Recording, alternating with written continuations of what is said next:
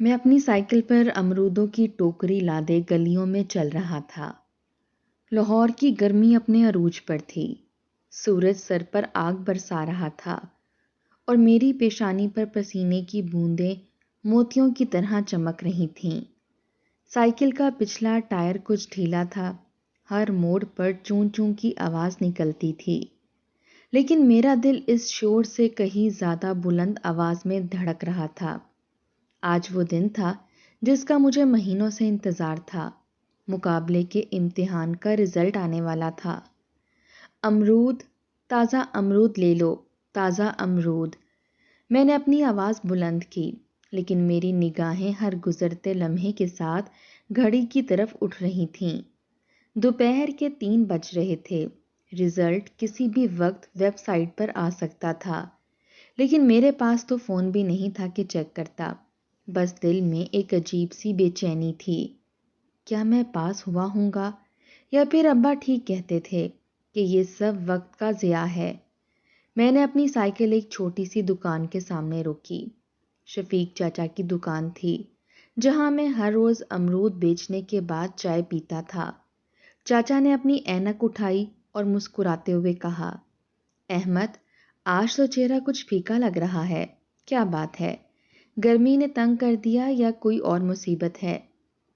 میں نے ہنستے ہوئے کہا، چاچا، گرمی تو روز کی بات ہے، بس دل میں ایک بے چینی سی ہے۔ آج میرا رزلٹ آنے والا ہے۔ چاچا نے بھویں اٹھائیں۔ ارے واہ، مقابلے کا امتحان؟ بیٹا، یہ تو بڑی بات ہے، لیکن تو نے تو کبھی بتایا نہیں کہ تو اس کی تیاری کر رہا ہے۔ میں نے شرمندگی سے سر جھکایا۔ چاچا، گھر والوں کو بھی نہیں بتایا، ابا غصہ کرتے ہیں کہ میں 4 پیسے کماتا ہوں، وہ بھی کتابوں پر اڑا دیتا ہوں۔ چاچا نے ایک کپ چائے میری طرف بڑھائی اور کہا، بیٹا، خواب دیکھنا کوئی گناہ نہیں، اگر تو نے محنت کی ہے تو اللہ ضرور رنگ لائے گا۔ میں نے چائے کا گھونٹ بھرا اور دل ہی دل میں دعا مانگی، اللہ، بس ایک بار موقع دے دو، میں اپنے خاندان کو اس غربت سے نکالنا چاہتا ہوں۔ شام ہو چکی تھی جب میں گھر کی طرف لوٹا۔ سائیکل پر اب صرف چند امرود باقی تھے۔ آج کا دن اچھا گزرا تھا، کچھ پیسے جیب میں تھے، لیکن میرا دھیان کہیں اور تھا۔ جیسے میں اپنی گلی میں داخل ہوا، میرا دل دھک سے رہ گیا۔ ہمارے چھوٹے سے گھر کے سامنے لوگوں کا ہجوم تھا، ٹی وی، وینز، کیمرے اور رپورٹرز کی بھیڑ۔ یہ کیا ہو رہا تھا؟ کیا کوئی حادثہ ہوا؟ کیا اماں خیریت سے ہیں؟ میں نے سائیکل ایک طرف کھڑی کی اور ہجوم کی طرف بڑھا۔ لوگ عجیب نظروں سے مجھے دیکھ رہے تھے، کچھ چہرے مسکرا رہے تھے، کچھ حیران تھے۔ اچانک ہجوم سے ایک آواز آئی، یہ رہا احمد۔ میں چونک پڑا۔ یہ آواز تو ابا کی تھی، لیکن ابا جو ہر وقت مجھ پر غصہ کرتے تھے، وہ اتنے خوش کیوں لگ رہے تھے؟ ابا ہجوم سے نکل کر میرے سامنے آئے۔ ان کا چہرہ غصے سے سرخ نہیں تھا، بلکہ آنکھوں میں ایک عجیب سی چمک تھی۔ انہوں نے زور سے کہا، احمد، تو نے یہ کیا کر دیا؟ میں گھبرا گیا۔ ابا، کیا ہوا؟ میں نے کیا کیا ہے؟ ابا نے ایک لمحے کو میری طرف دیکھا، پھر اچانک مجھے اپنی باہوں میں بھینچ لیا۔ بیٹا، تو نے پورے ملک میں ٹاپ کیا ہے، تو نے میری عزت رکھ لی۔ میں سکتے میں آ گیا۔ کیا ٹاپ؟ مقابلے کے امتحان میں؟ میرا دماغ گھوم رہا تھا۔ رپورٹرز نے ہجوم ہٹاتے ہوئے مجھے گھیر لیا۔ کیمرے چمک رہے تھے، مائک میری طرف بڑھ رہے تھے۔ احمد صاحب، آپ نے یہ کامیابی کیسے حاصل کی؟ ایک امرود فروش نے سرکاری افسر تک کا سفر، کیا کہنا چاہیں گے؟ میں بامشکل اپنی آواز سنبھال پایا۔ میں بس اپنے خاندان کے لیے کچھ کرنا چاہتا تھا۔ اس رات گھر میں ایک عجیب سا جشن تھا۔ اماں نے اپنی پرانی سیڑھی والی کرسی پر بیٹھ کر مجھے دعائیں دیں۔ بیٹا، تیرے فیضان بھائی کو بہت خوشی ہوتی اگر آج وہ یہ دیکھتا۔ فیضان بھائی کا نام سنتے ہی میرا دل بھاری ہو گیا۔ وہ میرا بڑا بھائی تھا، ہمارے گھر کا سہارا، لیکن جب میں 10 سال کا تھا وہ ایک حادثے میں چل بسا۔ اس کے بعد سے گھر کی حالت کبھی ٹھیک نہ ہوئی۔ ابا غصے میں رہتے، اماں خاموش رہتیں، اور میں بس یہ سوچتا کہ ایک دن سب ٹھیک کر دوں گا۔ لیکن اس رات جب میں اپنی چارپائی پر لیٹا تھا میرا دل مطمئن نہیں تھا۔ ہجوم، کیمرے اور ابا کی خوشی، یہ سب ایک خواب سا لگ رہا تھا، لیکن ایک عجیب سی بے چینی تھی۔ مجھے لگ رہا تھا کہ یہ کامیابی کوئی نئی آزمائش لے کر آئے گی۔ جب میں چھوٹا تھا فیضان بھائی رات کو مجھے کہانیاں سنایا کرتے تھے۔ وہ فیکٹری میں کام کرتے تھے، لیکن ان کا خواب تھا کہ میں پڑھ لکھ کر بڑا آدمی بنوں۔ وہ کہتے، احمد، خواب وہ نہیں جو سوتے ہوئے دیکھتے ہیں، خواب وہ ہیں جو تجھے سونے نہ دیں۔ ایک رات جب بجلی چلی گئی تھی اور ہم موم بتی کی روشنی میں بیٹھے تھے، بھائی نے مجھے ایک پرانی کتاب دی۔ یہ پڑھ احمد، یہ کتابیں تیری زندگی بدل دیں گی۔ لیکن پھر وہ حادثہ ہوا، فیکٹری میں آگ لگ گئی اور بھائی اس میں پھنس گئے۔ ہمیں بتایا گیا کہ یہ ایک حادثہ تھا، لیکن مجھے ہمیشہ شک رہا۔ بھائی تو کہتے تھے کہ فیکٹری کا مالک کچھ غلط کام کرتا ہے اور وہ اس کے خلاف آواز اٹھانے والے تھے۔ اگلے دن صبح جب میں اٹھا، گھر اب بھی لوگوں سے بھرا تھا۔ پڑوسی، رشتہ دار سب مبارکباد دینے آئے تھے، لیکن ایک چہرہ مجھے عجیب سا لگا۔ چاچا رحیم، وہ ابا کے بڑے بھائی تھے، لیکن ان سے ہمارا رابطہ کم تھا۔ وہ ایک مقامی سیاست دان کے ساتھ کام کرتے تھے اور کافی با اثر تھے۔ انہوں نے مجھے ایک طرف لے جا کر کہا، احمد، بہت اچھا کیا، لیکن اب سوچ سمجھ کر قدم اٹھانا، یہ کامیابی بڑی ذمہ داری لاتی ہے۔ ان کی آواز میں کچھ عجیب سا لہجہ تھا، مجھے لگا جیسے وہ خوش نہیں بلکہ پریشان ہیں۔ صبح کا وقت تھا، لیکن میرے دل میں ایک عجیب سا بوجھ تھا۔ گھر میں کل کی خوشی کا ہنگامہ ابھی باقی تھا۔ پڑوسی آتے جاتے مبارکبادیں دیتے اور اماں اپنی پرانی سیڑھی والی کرسی پر بیٹھ کر دعائیں مانگتی رہتیں، لیکن چاچا رحیم کی وہ بات، وہ عجیب سا لہجہ میرے دماغ سے نکل نہیں رہا تھا۔ سوچ سمجھ کر قدم اٹھانا احمد، یہ کیا مطلب تھا؟ کیا میری کامیابی کسی کے لیے خطرہ تھی؟ میں نے اپنی سائیکل اٹھائی اور گلی سے باہر نکلا۔ امرود بیچنے کا کام تو جاری رکھنا تھا، کم از کم اس وقت تک جب تک میری نوکری کی ٹریننگ شروع نہ ہو۔ لیکن آج سائیکل پر بیٹھتے ہوئے میرا دھیان کہیں اور تھا۔ فیضان بھائی کی یادیں میرے ذہن میں گھوم رہی تھیں، وہ یادیں جو برسوں سے میرے دل میں چھپی تھیں، لیکن جن کا ذکر گھر میں کوئی نہیں کرتا تھا۔ میں 10 سال کا تھا جب فیضان بھائی ہمارے گھر کا سہارا تھے۔ وہ صبح سویرے اٹھتے، اپنی پرانی موٹر سائیکل پر فیکٹری جاتے اور رات کو تھکے ہارے لوٹتے، لیکن کبھی ان کے چہرے پر شکایت نہ ہوتی۔ وہ ہمیشہ مسکراتے اور رات کو جب بجلی چلی جاتی وہ موم بتی کی روشنی میں مجھے کہانیاں سناتے، کبھی راجا رانی کی، کبھی سندھ باد کی اور کبھی اپنے خوابوں کی۔ احمد، یہ دنیا بڑی عجیب ہے، یہاں پیسہ اور طاقت سب کچھ ہے، لیکن اگر تیرے پاس عقل اور ایمانداری ہو تو کوئی تجھے نہیں روک سکتا۔ وہ ایک رات کہہ رہے تھے۔ میں نے معصومیت سے پوچھا، بھائی، آپ بڑے آدمی کیوں نہیں بن جاتے؟ انہوں نے ہنس کر میرا سر سہلایا۔ بڑا آدمی بننا آسان نہیں بھائی، لیکن میں چاہتا ہوں کہ تو بنے، پڑھ لکھ کر کچھ کر کے دکھا۔ فیضان بھائی فیکٹری میں مزدور تھے، لیکن ان کا دل بڑا تھا۔ وہ کہتے تھے کہ فیکٹری کا مالک چودھری اسلم کچھ غلط کام کرتا ہے، وہ کیمیکلز کی غیر قانونی تجارت کرتا ہے احمد، لیکن کوئی اس کے خلاف آواز نہیں اٹھاتا۔ میں اس وقت اتنا چھوٹا تھا کہ ان باتوں کو سمجھ نہ سکتا تھا، لیکن ایک بات مجھے یاد ہے، بھائی نے کہا تھا، اگر مجھے کچھ ہو جائے احمد تو ہمت نہ ہارنا۔ پھر وہ رات آئی، رمضان کا مہینہ تھا، ہم سب افطاری کی تیاریاں کر رہے تھے۔ اماں نے کھجوروں اور پکوڑوں کی پلیٹ سجائی تھی۔ ابا گھر پر نہیں تھے، وہ اپنے دوست کے پاس گئے تھے۔ اچانک گلی میں شور اٹھا، فیکٹری میں آگ لگ گئی۔ میں اور اماں گھر سے باہر نکلے، لوگ بھاگ رہے تھے، چیخو پکار تھی۔ اماں کا چہرہ سفید پڑ گیا۔ فیضان، وہ بس اتنا کہہ سکیں۔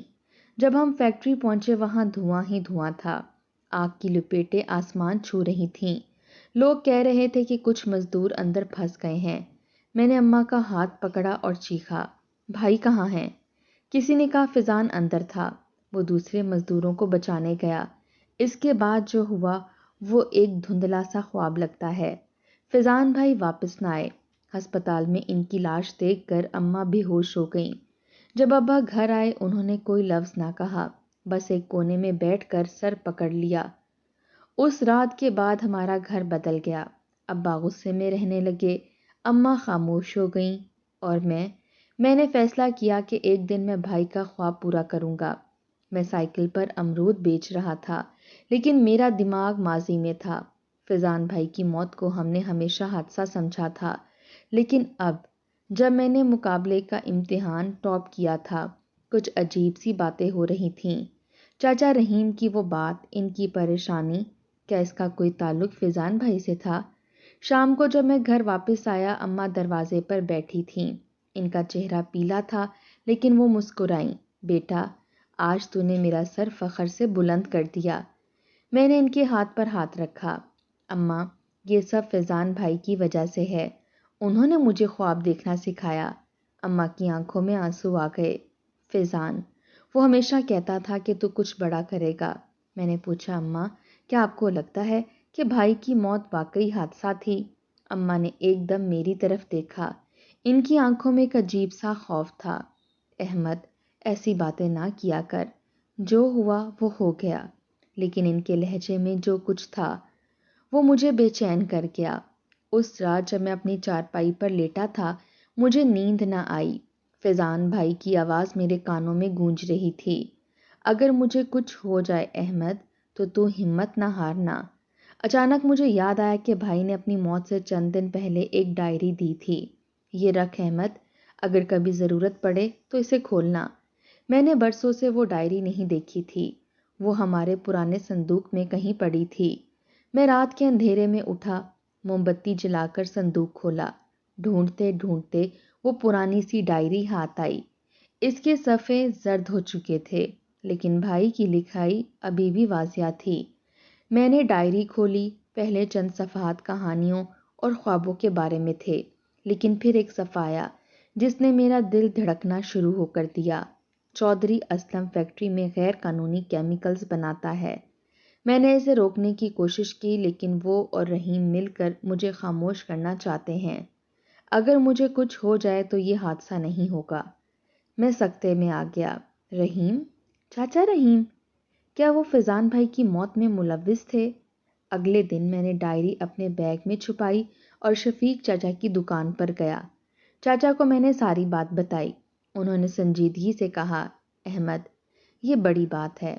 اگر یہ سچ ہے تو چودھری اسلم اور رحیم بہت طاقتور لوگ ہیں، تجھے اکیلے اس کے پیچھے نہیں جانا چاہیے۔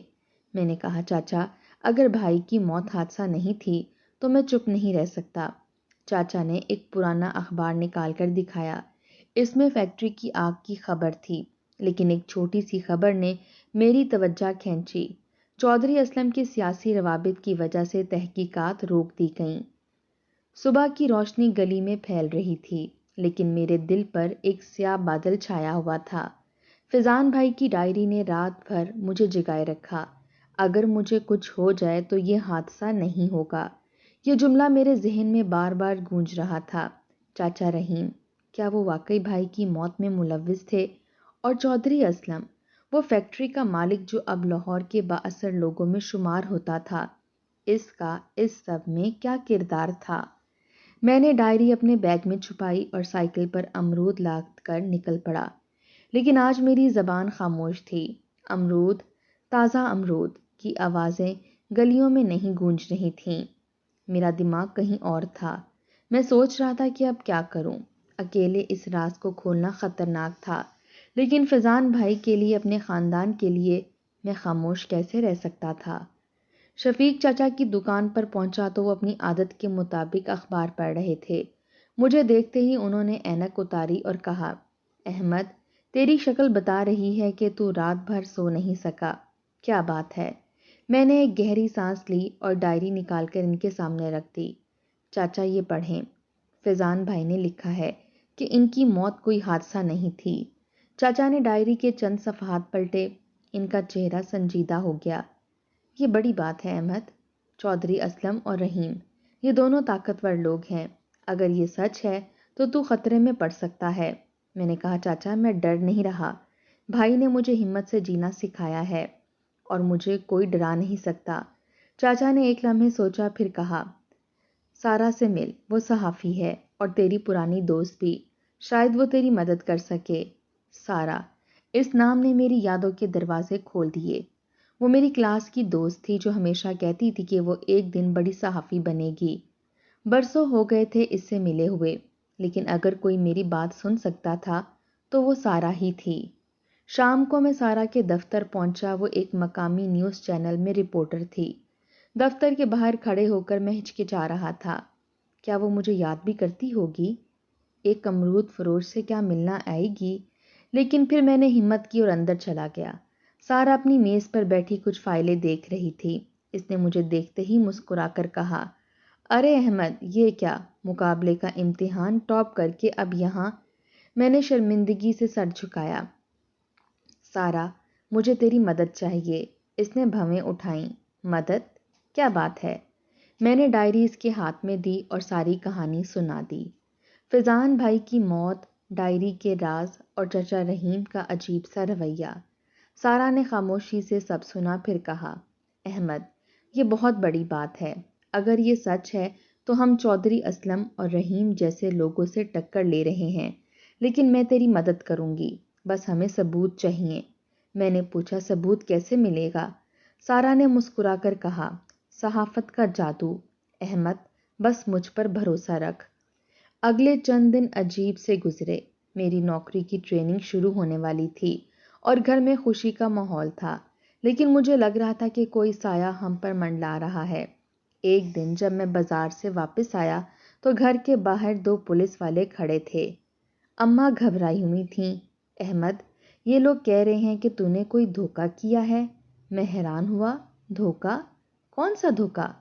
ایک پولیس والے نے کاغذات دکھاتے ہوئے کہا، تمہارے امتحان کے کاغذات میں گڑبڑ پائی گئی ہے، تم پر دھوکہ دہی کا الزام ہے۔ میرا سر گھوم گیا۔ یہ کیا ہو رہا تھا؟ میں نے کہا، یہ جھوٹ ہے، میں نے رات دن محنت کی ہے۔ لیکن پولیس والوں نے میری ایک نہ سنی۔ ہمارے پاس ثبوت ہیں، تمہیں تھانے چلنا ہوگا۔ گھر سے نکلتے وقت اماں کی آنکھوں میں آنسو تھے۔ ابا خاموش کھڑے تھے، لیکن ان کا چہرہ غصے سے سرخ تھا۔ احمد، اگر تو نے کوئی غلط کام کیا ہے؟ ابا، میں نے کچھ نہیں کیا۔ میری آواز لرز رہی تھی۔ تھانے میں مجھے ایک چھوٹے سے کمرے میں بند کر دیا گیا۔ وہاں بیٹھ کر مجھے لگا کہ سب ختم ہو گیا، میری کامیابی، میرا خواب، سب خاک میں مل گیا۔ لیکن پھر مجھے فیضان بھائی کی بات یاد آئی، ہمت نہ ہارنا احمد۔ اگلے دن جب میں تھانے میں تھا، سارا اچانک وہاں پہنچی۔ اس کے ساتھ ایک کیمرہ مین اور چند رپورٹرز تھے۔ اس نے پولیس افسر سے کہا، یہ کیس جھوٹا ہے، ہمارے پاس ثبوت ہیں کہ احمد بے گناہ ہے۔ پولیس افسر گھبرا گیا۔ کیا ثبوت؟ سارا نے ایک فائل نکالی۔ یہ دیکھیں، امتحان کے کاغذات کی اصل رپورٹ، کوئی گڑبڑ نہیں ہوئی۔ یہ کیس ایک سازش ہے اور ہم اسے ٹی وی پر دکھائیں گے۔ پولیس والوں نے ایک دوسرے کی طرف دیکھا اور پھر مجھے چھوڑ دیا۔ باہر نکلتے وقت سارا نے کہا، احمد، یہ رحیم اور چودھری اسلم کی چال تھی، وہ نہیں چاہتے کہ تو اپنی نوکری شروع کرے۔ میں نے پوچھا، لیکن کیوں؟ سارا نے گہری سانس لی، کیونکہ تو فیضان کی موت کا راز کھولنے کے قریب جا رہا ہے۔ سارا نے مجھے بتایا کہ اس نے فیکٹری کی آگ کے بارے میں کچھ پرانے رپورٹر سے بات کی تھی۔ انہوں نے بتایا کہ آگ لگنے سے پہلے فیضان نے چودھری اسلم کے خلاف ایک شکایت درج کروائی تھی، لیکن وہ کبھی آگے نہیں بڑھی۔ سارا نے کہا، ہمیں اس شکایت کے کاغذات ڈھونڈنے ہوں گے۔ اگر وہ مل گئے تو ہم چودھری اسلم اور رحیم کو بے نقاب کر سکتے ہیں۔ میں نے کہا، سارا، یہ خطرناک ہے، اگر انہیں پتہ چلا کہ ہم ان کے پیچھے ہیں۔ سارا نے میری بات کاٹی۔ احمد، خطرہ تو بنتا ہے، لیکن کیا تو فیضان کے لیے یہ نہیں کرے گا؟ اس رات جب میں گھر واپس آیا، اماں نے مجھے گلے لگایا۔ بیٹا، مجھے ڈر لگتا ہے، یہ سب چھوڑ دے۔ لیکن میں نے کہا، اماں، میں چھوڑ نہیں سکتا۔ فیضان بھائی کے قاتلوں کو سزا ملنی چاہیے۔ رات کا سناٹا تھا اور میں اپنی چارپائی پر لیٹا فیضان بھائی کی ڈائری کے صفحوں کو پلٹ رہا تھا۔ ہر لفظ میرے دل میں ایک نئی آگ بھڑکا رہا تھا۔ چودھری اسلم اور رحیم مل کر مجھے خاموش کرنا چاہتے تھے، لیکن یہ جملہ میرے دماغ میں گھوم رہا تھا۔ سارا نے کہا کہ ہمیں فیضان بھائی کی شکایت کے کاغذات ڈھونڈنے ہوں گے، لیکن یہ کام آسان نہیں تھا۔ चौधरी असलम अब एक ताकतवर आदमी था और चाचा रहीम इसके दाएं हाथ की तरह काम करता था। अगर हम इनके पीछे गए तो हमारी जिंदगी खतरे में पड़ सकती है। लेकिन फिजान भाई की आवाज़ मेरे कानों में गूंज रही थी, हिम्मत ना हारना अहमद। मैंने डायरी बंद की और अम्मा की तरफ देखा जो दूसरी चारपाई पर लेटकर दुआएं मांग रही थीं। इनका चेहरा पीला था और खांसी की आवाज़ अब ज़्यादा कसरत से आ रही थी। मैं जानता था कि वो अपनी बीमारी छुपा रही थीं ताकि मैं परेशान ना हूं, लेकिन इससे मेरा अज़म और मजबूत हुआ। मैंने फैसला किया कि चाहे जो हो, मैं फैजान भाई के कातिलों को बेनकाब करूंगा। अगले दिन मैं सारा से मिला। वो एक छोटे से कैफे में बैठी थी जहां वो अपने लैपटॉप पर कुछ नोट्स बना रही थी। इसने मुझे देखते ही कहा, अहमद मैंने कुछ पुराने रिपोर्टर से बात की है। फिजान ने जो शिकायत दर्ज करवाई थी वो पुलिस रिकॉर्ड में अब भी मौजूद हो सकती है, लेकिन हमें इसे ढूंढने के लिए किसी अंदरूनी आदमी की मदद चाहिए। मैंने पूछा, कौन मदद करेगा?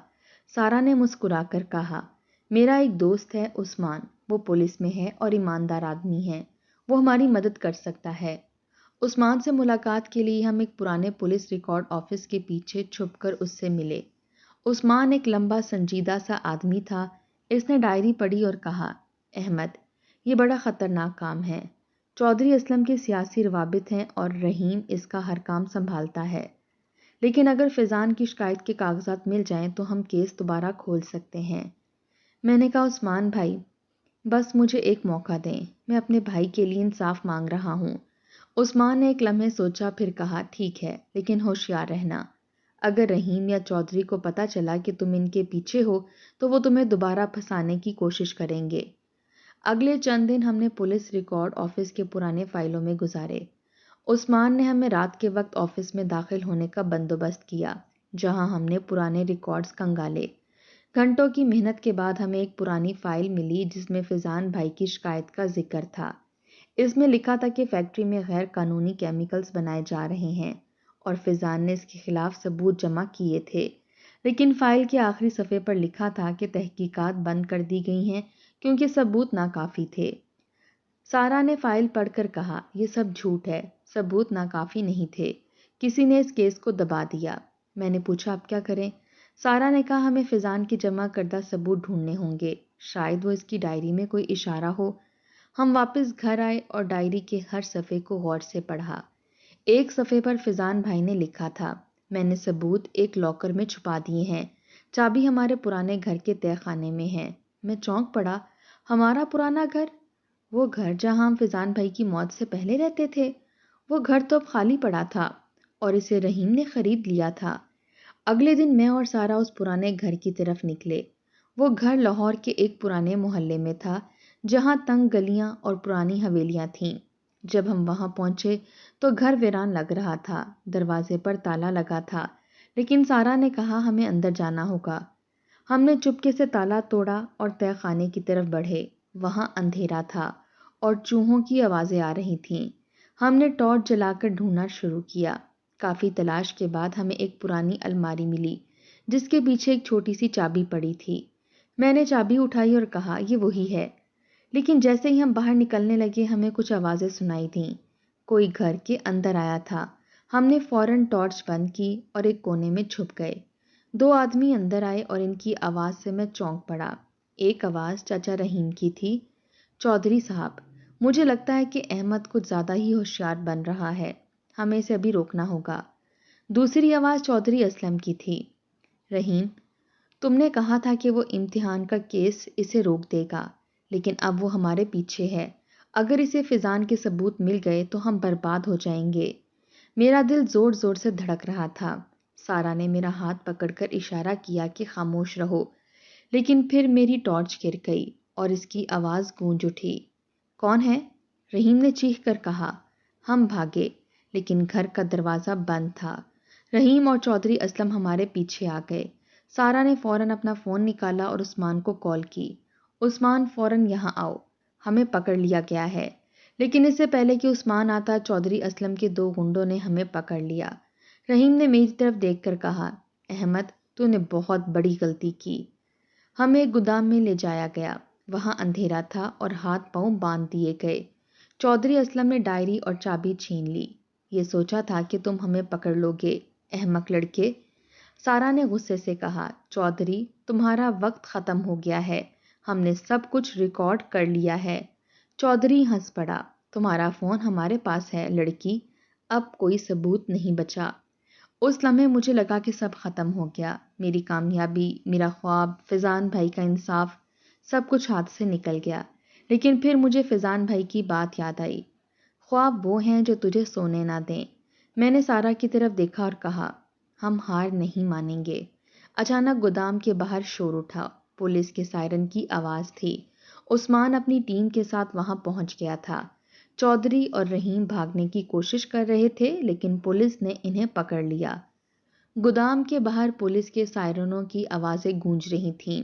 میرا دل اب بھی دھڑک رہا تھا لیکن سارا کے چہرے پر ایک عجیب سا سکون تھا۔ چودھری اسلم اور چاچا رحیم کے چہرے سفید پڑ چکے تھے، وہ بھاگنے کی کوشش کر رہے تھے لیکن عثمان اور اس کی پولیس ٹیم نے گودام کو گھیر لیا تھا۔ عثمان نے اندر داخل ہوتے ہی چودھری اسلم کے ہاتھ میں ہتھکڑی ڈال دی اور کہا، چودھری صاحب اب آپ کا کھیل ختم ہوا۔ رحیم نے گھبرا کر کہا، عثمان تمہیں غلط فہمی ہوئی ہے، ہم نے کچھ نہیں کیا۔ لیکن عثمان نے میری طرف دیکھ کر کہا، احمد چابی اور ڈائری کہاں ہے؟ میں نے بتایا کہ چودھری نے وہ چھین لی تھی۔ عثمان نے چودھری کی جیب سے چابی اور ڈائری نکالی اور مجھے واپس کی۔ یہ تمہارا حق ہے احمد۔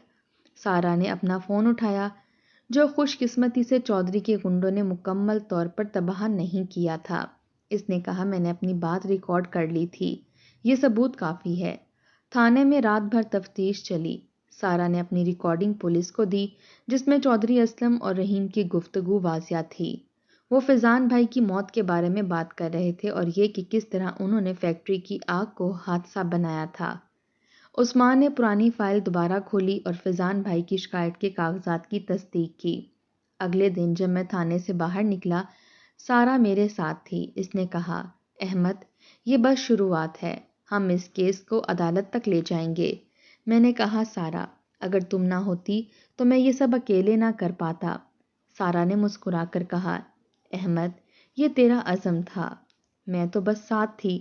گھر پہنچتے ہی اماں نے مجھے گلے لگایا، ان کی آنکھوں میں آنسو تھے لیکن یہ خوشی کے آنسو تھے۔ بیٹا تو نے فیضان کا قرض اتار دیا۔ لیکن ابا خاموش تھے۔ میں نے ان سے پوچھا، ابا آپ کچھ نہیں بولیں گے؟ ابا نے گہری سانس لی اور کہا، احمد مجھے معاف کر دے، میں نے ہمیشہ تجھ پر غصہ کیا لیکن تو نے میری عزت رکھ لی۔ یہ پہلا موقع تھا جب ابا نے مجھ سے معافی مانگی۔ میرا دل بھر آیا۔ کچھ ہفتوں بعد چودھری اسلم اور رحیم کے خلاف کیس عدالت میں پیش ہوا۔ سارا نے اپنی صحافتی طاقت کا بھرپور استعمال کیا۔ اس نے فیضان بھائی کی کہانی کو میڈیا پر اجاگر کیا اور پورے شہر میں لوگوں نے اس کیس کے بارے میں بات کرنا شروع کر دی۔ لوگوں نے سڑکوں پر نکل کر انصاف کے لیے آواز اٹھائی۔ عدالت میں فیضان بھائی کی ڈائری، شکایت کے کاغذات اور سارا کی ریکارڈنگ نے بڑا کردار ادا کیا۔ چودھری اسلم نے اپنے جرم کا اعتراف کر لیا اور رحیم نے بھی اپنی شراکت کی بات مان لی۔ عدالت نے دونوں کو عمر قید کی سزا سنائی۔ جب فیصلہ سنایا گیا، میں اور سارا عدالت کے باہر کھڑے تھے۔ میں نے کہا، سارا یہ سب ایک خواب لگتا ہے۔ سارا نے ہنستے ہوئے کہا، احمد یہ وہی خواب ہے جو فیضان نے دکھایا تھا، تو نے اسے پورا کر دیا۔ کیس کے بعد میری زندگی بدل گئی۔ میری نوکری کی ٹریننگ شروع ہوئی اور چند ماہ بعد مجھے ایک سرکاری افسر کے طور پر تعیناتی مل گئی۔ میں نے اپنی پہلی تنخواہ سے اماں کا علاج شروع کروایا۔ ڈاکٹروں نے بتایا کہ اماں کی بیماری قابل علاج ہے، بس وقت پر توجہ کی ضرورت تھی۔ ایک دن جب میں اماں کو نئے گھر میں لے گیا جو میں نے اپنی بچت سے خریدا تھا، وہ رو پڑیں، بیٹا یہ گھر تو فیضان کا خواب تھا۔ میں نے کہا، اماں یہ آپ کا اور فیضان بھائی کا گھر ہے۔ ایک شام میں فیضان بھائی کی قبر پر گیا۔ رمضان کا مہینہ تھا اور افطاری کا وقت قریب تھا۔ میں نے قبر پر پھول رکھے اور کہا، بھائی میں نے تمہارا خواب پورا کر دیا، اب تم سکون سے سو سکتے ہو۔ وہاں بیٹھ کر مجھے لگا جیسے فیضان بھائی مسکرا رہے ہیں۔ کچھ دن بعد میں اور سارا لاہور کی ایک گلی میں بیٹھ کر چائے پی رہے تھے۔ شفیق چاچا کی دکان اب ہمارا پرانا اڈا بن چکی تھی۔ چاچا نے ہنستے ہوئے کہا، احمد، اب تو سرکاری افسر بن گیا ہے، اب امرود بیچنے نہیں آئے گا۔ میں نے ہنستے ہوئے کہا، چاچا، امرود بیچنا میری زندگی کا سب سے بڑا سبق تھا، اس نے مجھے ہمت دی۔ سارا نے کہا، احمد، اب کیا پلان ہے؟ میں نے ایک گہری سانس لی اور کہا، سارا، اب میں چاہتا ہوں کہ دوسرے احمدوں کو موقع ملے، جو غریب ہیں، جن کے خواب ہیں لیکن وسائل نہیں۔ میں ایک اسکول کھولنا چاہتا ہوں جہاں مفت تعلیم ہو۔ سارا نے مسکرا کر کہا، یہ فیضان کا خواب ہے احمد، اور میں تیرے ساتھ ہوں۔